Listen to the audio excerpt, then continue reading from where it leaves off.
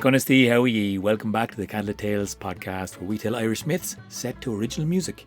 My name is Aaron, and in this episode we continue our series on the Fianna Saga with Caoilte's Rabble. This one is told by my sister Sorcha. Now, to listen to the reflections and our chats and support this podcast, you can join the Candlelit crew by following the links in the description and bio below. For now, here's Sorcha. Tell us the story, will you?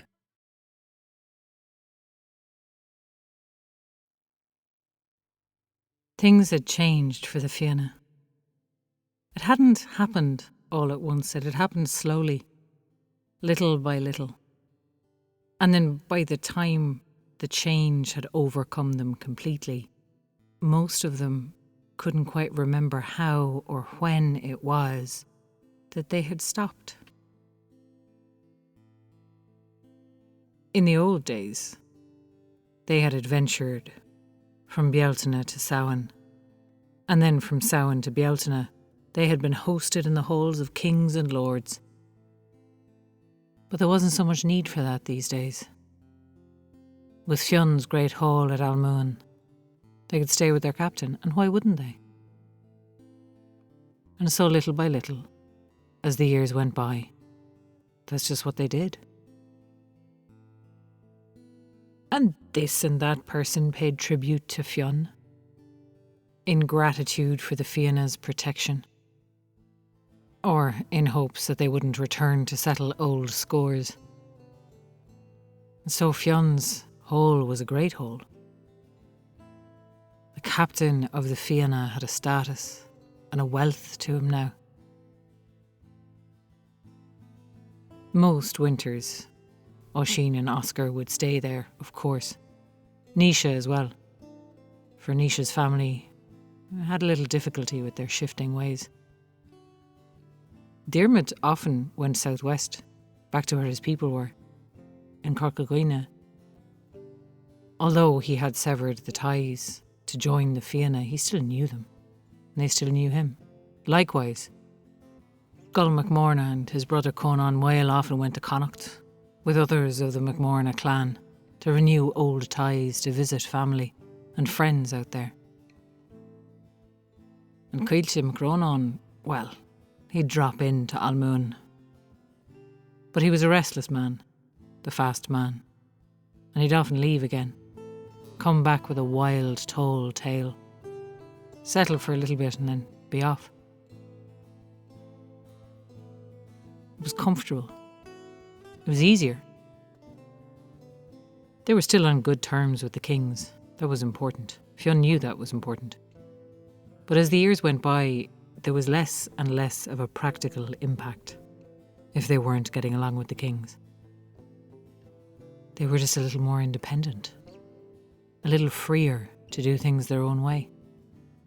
Didn't seem like a bad thing to Fionn McCool. When the first person came to him for counsel on a legal matter, he was a little perturbed, a little unsure why this person had come to him when they had a king and a Breton of their own. But he listened, and he could see what he would do in that situation. So he told the woman what he would do. And he told her, when she left, that if anyone argued, she could tell them. It was from Fion McCool that argument came, and if they wanted to dispute it, they could come and find him. He'd be at Almoon all winter.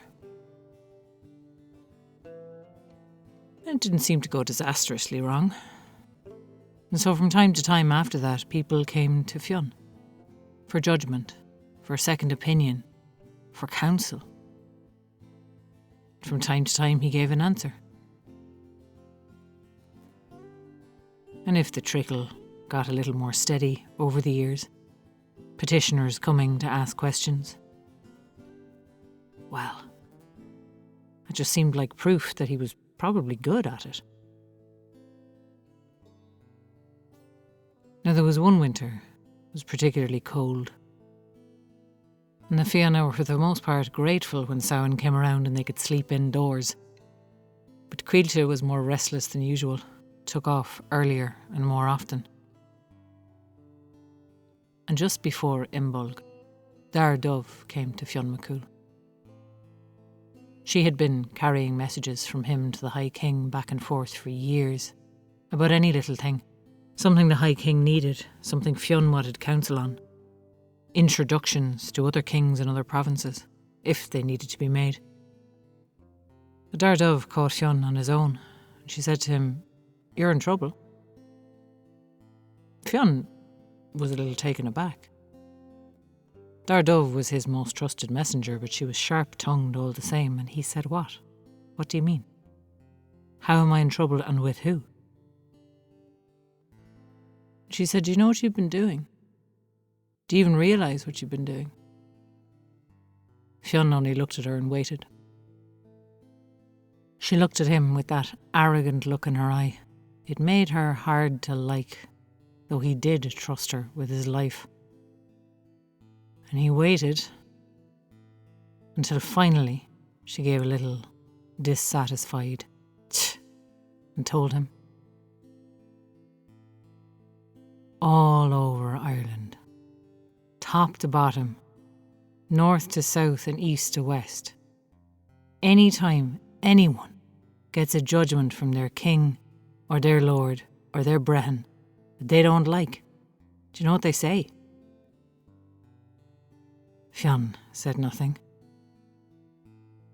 "They say I'm going to go and ask Fionn McCool. Fionn McCool will side with me. And do you know what the High King calls that, Fionn?" And then Fionn answered, "Rebellion, I suppose." "Yeah, rebellion. There's a way of doing things, and you're not doing it. You're not a king, and you're not a lord. But you're acting like one." That made Fionn bristle. There were no kings and no lords that spent the summer months out like he did. There were no kings and no lords that went to and fro from the other world like he did. He was no king and he was no lord. But Dove only laughed at him, delighted to have gotten a rise out of him at last.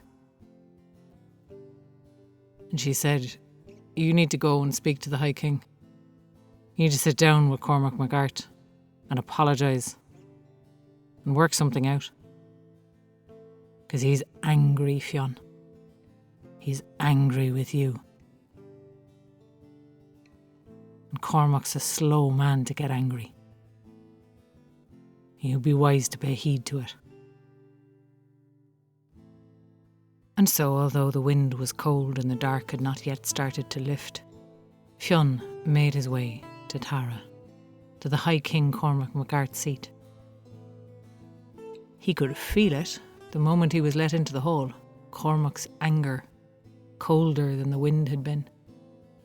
He could see it in Cormac's expression, the stiffness of his posture. He and the High King had always gotten along well enough, since Fionn had ridded Cormac's father of the fire-breathing monster and Cormac had come onto the throne. Fionn had always considered them to be, if not friends, at least collegiate. This was a new side to the king. But Fionn took heed of Dove's words. He went straight to the heart of the matter. When he and Cormac sat together after the feast, Fionn said, "I believe I owe you an apology." Cormac looked at him then. "How much do you know, Fionn McCool, of the lives of the people of Ireland that you defend?" Fionn felt a little uncomfortable. He shrugged. And Cormac went on. "The Féini, the people of Ireland, the ordinary people of Ireland. Most of them never leave their tua. From birth to death, they stay in the same place with the same people their whole lives through. They live in the same community, they farm together, they work together. If a Féine gets wealthy enough, accumulates enough, they become a hostler, giving hospitality to anyone who asks for it. You know that, I'm sure. Do you know why? Fion shrugged again. Because the only people on the roads are kings and the Fianna. And every community needs to be able to host the travellers that come through. You know I've been gathering the Brehons. Fion shuffled his feet. He had heard that. People who have memorised every judgment ever given in Ireland, every precedent ever set, every principle, who, aside from kings and the Fianna and poets, are the only people who travel the roads of Ireland. They go from place to place and they settle things.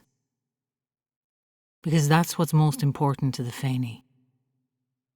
They have to live together, day in, day out, year in, year out.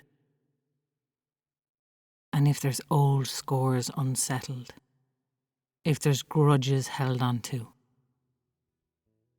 it's not just a problem for one person, it's a problem for all of them. That's what the Brehons are for. They're for going in and listening to the grievances and coming to a fair judgment. Bringing balance back. They set the fines, they know what they're doing. And now when one of the Féine is wronged, or when they wrong someone and they don't like the judgment against them, they run to you. And you listen to one side of the story. Fion almost spoke up in self-defence, but seeing the fury in the king's face still held his tongue. You listen to one side, you know nothing about precedent, you know nothing about the community they're from, you know nothing of their history, you know nothing of the location. And it's not the same Fionn McCool, seeing it from the forest's edge. It's not the same passing through as one of the Fianna. And you tell them whatever they want to hear.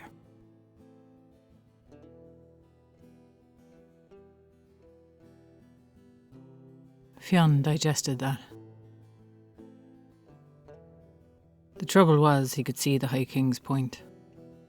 He had heard about his project with the Brehons, gathering them together, making sure that they all had access to the same records, making sure that they all were passing the same kinds of judgments, training up others to come in their wake.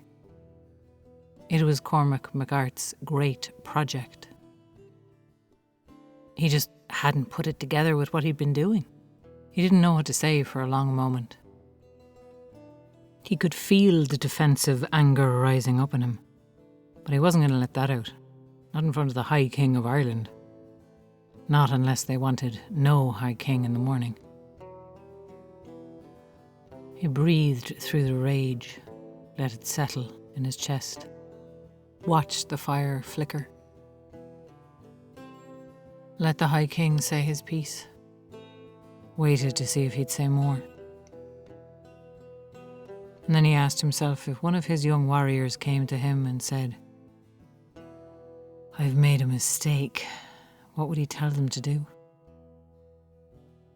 He'd certainly not tell them to argue or justify themselves or make a fight with words into a fight with fists.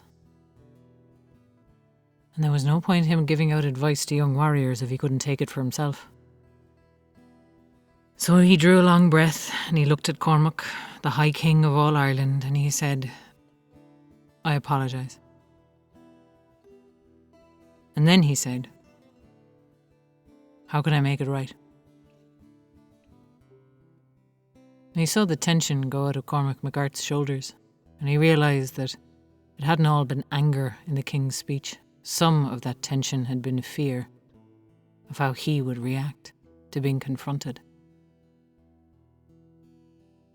Cormac simply said, "Stay. Stay as my hostage. For a week. And at the end of a week, go your way. And we'll part as friends." Fion nodded. And then, relieved, Cormac relaxed. "It won't be a bad week, Fion. You'll have the hospitality of the High King and all of Tara. I will knock a bit of crack out of it, actually. Come on." Caoilte mac Rónáin was restless that winter. Restless and in and out from the other world, more so than he usually was. And just before Imbolg, he caught the trail of a boar. Not any boar, a boar from the other world. And it set him off on a solitary hunt. It was more fun than he'd had in months. He ended up chasing the boar over the waves, bringing it down only to see it sink beneath the water. And he realised that if he slowed down to retrieve it, he'd sink himself, and so he had to run right past and loop around to come back to Ireland. And when he got back to Ireland, back to the home of Fionn McCool at Almuin, there was no Fionn McCool. It was only Oisín looking at him with big round eyes, saying, "Oh, Fion's at Tara. He's the High King's hostage," as if that were a normal thing to say. Caoilte's blood was up, maybe from losing the boar. Maybe it was the restlessness of the winter that was in him, maybe it was something else, but the fury that came down on him was like nothing that Caoilte mac Rónáin had ever felt before. Not only was his captain taken hostage, but the rest of the Fianna were lying about his captain's house, eating and drinking and telling stories and acting like they hadn't a care in the world. He was gone before Oisín could say more. He didn't go to Tara direct. He was too angry. He was too furious. He ran. He ran south. He ran like an ill wind through all of the provinces. He ran attacking and fighting anyone armed he saw, and he took people out of their beds and put them into the beds of their neighbours and ran. He led livestock out of their paddocks, mixed them with more, and he ran and he sowed chaos in his wake. And when he came to the hall of the High King, a little winded, a little clearer in his head, the blade of his sword was whittled to the width of a blade of grass. He had to throw it aside. He attacked one of the guards, stole a uniform and crept inside. And then he saw Fionn McCool sitting down at a feast with the High King Cormac MacArt. And the two of them talking, as friendly as could be. Well, that was confusing enough to cut through some of the fury and the battle rage. And he stood back, still in his servant's clothes, and he poured wine for the king, who kept looking around for him. And at last he shook it off, and he put his knife to the king's throat and demanded Fionn McCool's release. Fion looked at him with a very level look and gave a very small shake of the head, which Caoilte did not really comprehend. But the High King said, "I'll let Fionn McCool go if you bring me 2 of every animal in Ireland." And Fionn McCool gave a little nod of his head.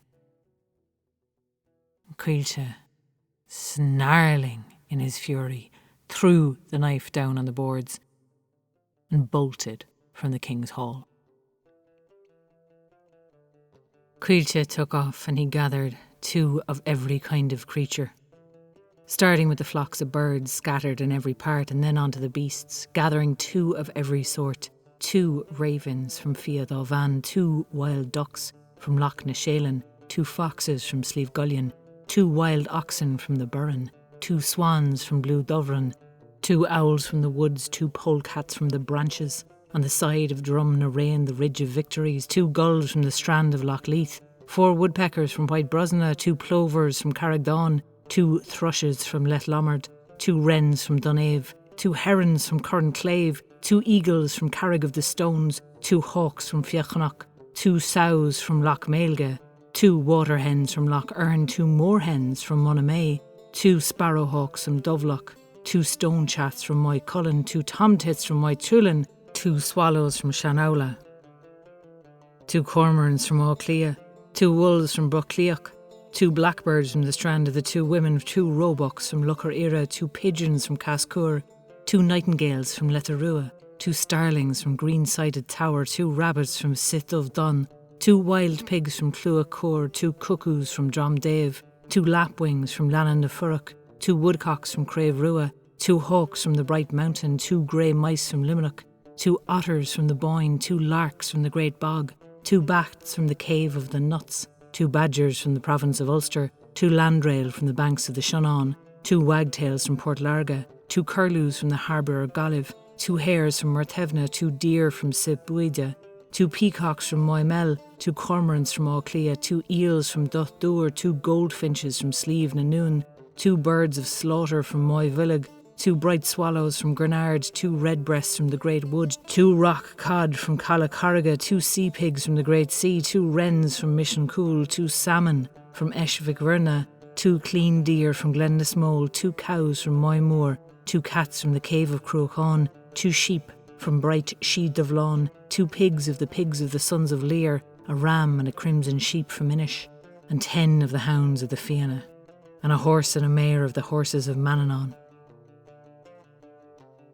And when he had all of those gathered, he drove them back in a great, squawking, yammering, clamouring herd, back to Tara, back to the High King, back to Fionn McCool to rescue him. But night had fallen, and Cormac sent out a messenger to say the High King had gone to his bed, and to let Caoilte stay the night. And he showed Caoilte to a house with 7 windows and 7 doors, to keep the animals in for the night. Caoilte drove them in, but every animal tried to escape from every door. Every bird tried to escape from every window. They were so panicked and frenzied, none of them even thought of attacking each other. They all were trying to flee as far as they could, and Caoilte spent the whole night running from door to window and window to door, around and around the house, dashing off after strays and bringing them back, flinging them back into the melee, and the animal did not stop from that moment, with the shrieking and the clamour of the rabble of them. And in the morning, Cormac MacArt and Fionn McCool came to the battlements to see Caoilte run ragged, exhausted, running still about the house. And Cormac and Fionn shook hands. Their week had come to an end, and they had made a good week of it. And they were in agreement. And Fionn clasped hands with the High King and turned to take Caoilte back to Almoon, and he could see the creatures that Caoilte had gathered already starting to scatter, bolting in every direction. Cormac MacArt was a wise king and a just king, and he was building a legacy that would last long after his death. Fionn could see that, and he could admire it. But that anger that he'd swallowed, there was a small seed of it burning bright still, just at the top of his chest. Wounded pride or something like it.